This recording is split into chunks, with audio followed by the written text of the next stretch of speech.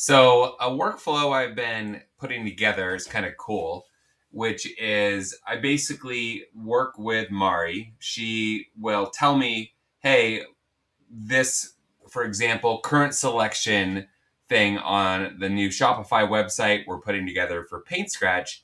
In this case, she says, looking good, a few minor notes, and she gives me some text. She gives me some screenshots with some markup about how she wants this to change. Like she wants the edit selection moved down, something about the color and whatever. So anyways, I don't sweat the details too much. I trust her completely with design. So what I do then is I take what she's asked for.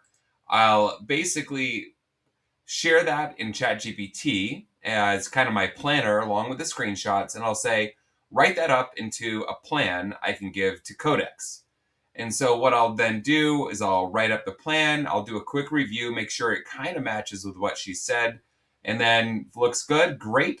I'll copy that and I'll go over into Codex. I'm using the desktop app here. You'll see why in a minute. And so I'm in my Shopify Rise repo. I'm going to set this to high just because I figure this takes a little bit of brain power. I'll paste that plan in there. I'll also grab this image so I can have that as additional context. Also, I think there's one more. I don't even know what this one's for, but hey, we're not going to worry about this. We're just going to copy what she gave me and tell Codex to get to work. So what happens now, I send that over to Codex and it's going to start thinking and it's going to start doing a whole bunch of stuff. And basically at this point, I just walk away. These will sometimes, I can look here and I can see some of these have, worked for like that was 17 minutes was the last thing. It just kind of turned away. And just so we're clear, one of the things I've set up in this repo is the ability for Codex to basically go and do its work. It will always pull from the development branch, making sure it's up to date with the main, since we do a lot of work directly on the theme in Shopify. So it's doing a lot of stuff like that. And then I'll show you my repo here. I have in my agents file, I have information here about how to do a verification workflow. So you'll see, Codex is still doing its thing, but I've basically set up a whole bunch of things where Codex is, once it's done its work, it will commit that, it will push it to a development branch, and then it will actually go load that development branch and go and look at its work. And then if it matches, at least in its mind, what we originally told it to do, it will tell me it's ready for my review. If not, it will actually keep iterating until it gets there. So it takes me out of the loop as much as possible and just gives it a little bit of ability to check its own work and make things happen. And the cool thing about this, I think, is that if you're just doing like a locally hosted, local host project and you want to open the browser to test that, that's pretty straightforward. But this is actually one where you can't do that. You can't really run a complicated Shopify website, test it in the browser like this, unless you do a lot of manual steps. And that's how I had been doing it. So this setup really helps streamline the process. So I'm going to pause for a second here and I'll re-enable once I start seeing some of that actually happening. But yeah, right now, it's finally getting into the mode where it's going to start working on applying some of those changes that Mari requested. All right, so it's still churning away here. Let's see, it's been going for 3 minutes. So, sometimes you get a little impatient. Good time to, kill some time, maybe work on another task, maybe get the blood flow going back to my brain again.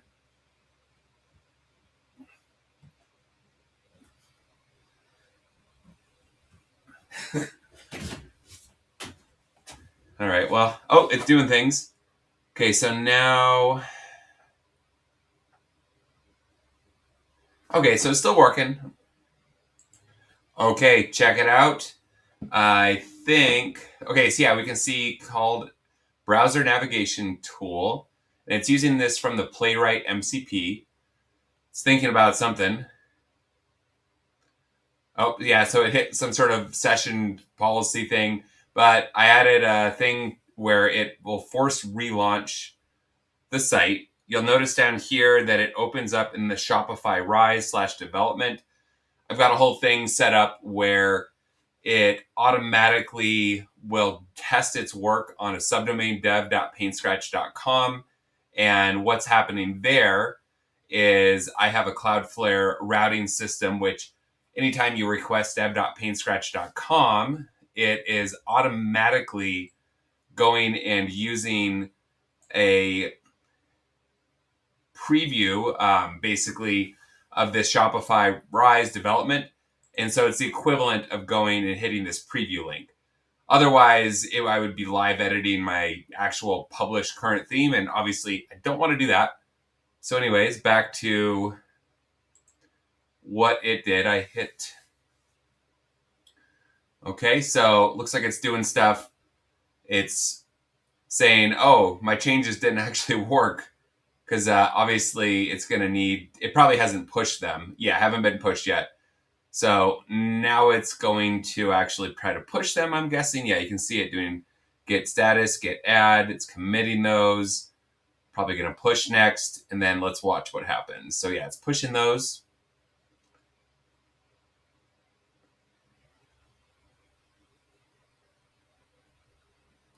Yeah, I mean, like I said before, there's definitely some downtime where you're kind of just waiting for things to happen. But, okay. So let's see. This is interesting because, yeah, this is, in my opinion, I don't like how that's looking. I'm curious, what is it even doing? So it's going to be, yeah, so it took snapshots. It's thinking. Yeah, I mean, it's doing a lot here. I guess, oh, this is, yeah, that's doing all kinds of stuff in the background. Seems like it thinks it hasn't actually made the updates, but I can see that it has. And this is, of course, some of the limitations that you're going to run into with this sort of thing is I can, as a human, quickly see that this is different from the way it was before. Like if I go, I'll pull over the non-development version in a sec.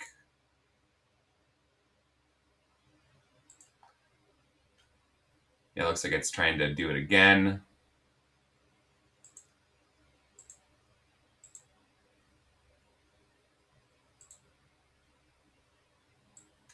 Yeah, so like here's the non-development version that I have not actually updated the site to, and I can see this is what it looked like. This is what it sort of changed over to.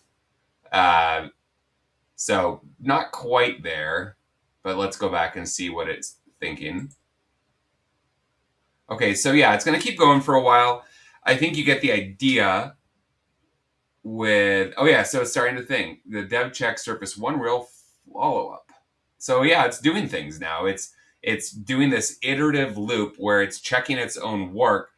And obviously I'm talking a lot, I'm observing a lot. But yeah, the key thing here is that let's watch this. Let's see now.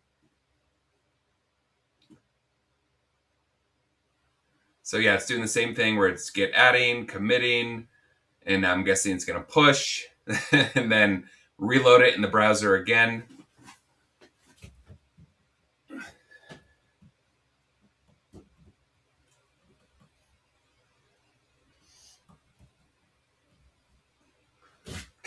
Okay, now what it's doing? Okay, so it's reloading.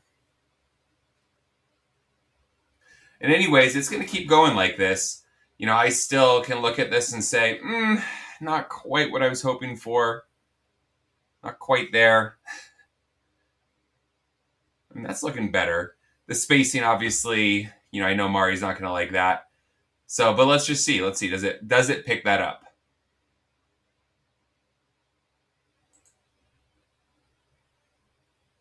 I'm going to pause for a second here while it's thinking.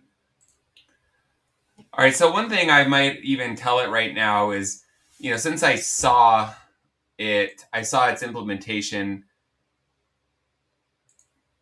and I'm not liking how compressed that is. I'll probably actually tell it that and just say, hey, I'll say, hey, I noticed with the updated version that you're working on that the make color, in this case Volvo Black, the color code line and the edit selection line are really compressed together. They should have at least some vertical space between them. So take a look in the browser and make sure that you address that as well. So yeah, you can see that it said it did all the things I told it to do, but this is where human in the loop comes in, because you can see, it pretty much did the things that were asked for, but there's always going to be a little bit of that, at least for now, where a human who knows how to really look for the specifics is going to say, yeah, almost, but you got to also do this. So that's kind of what's going to happen now, and it's going to keep basically going through this cycle. And now it's gonna, so now it's checking again, and it's gonna keep going and doing this iterative feedback loop with itself. I'll pause again, and then I'll show you, hopefully after this, what will be the final version, which I'll then push to production and submit to Mari for review. All right, check it out. After, it did quite a bit of work here. What was that, like roughly 18 minutes? Mostly autonomous. Obviously, I jumped in a few times there.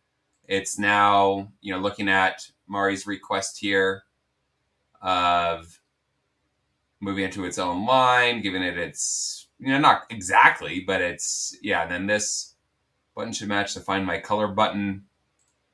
Did it do that? Yeah, it looks like it. I mean, I'm pretty happy with this. So, for this to be able to pretty autonomously do its thing, I'm happy. Obviously, didn't get every last little thing. Like, it wasn't able to, let's say, see the color and exactly implement that. But I think that probably is something, if I, human in the loop said, hey, go do this, it would. But in any case, pretty cool. This was just a really small case. I'm going to keep working on this. So then the final thing I do is I'm like, yeah, that looks pretty good. I, of course, go into create a pull request, since that pushed to development.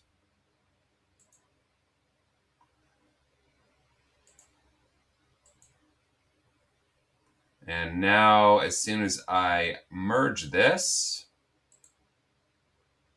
I'll be able to go and see, refresh. That will update my production theme. And so now if I go and I view it, I can see that those changes are now live on the production site. And yeah, that's pretty cool, huh?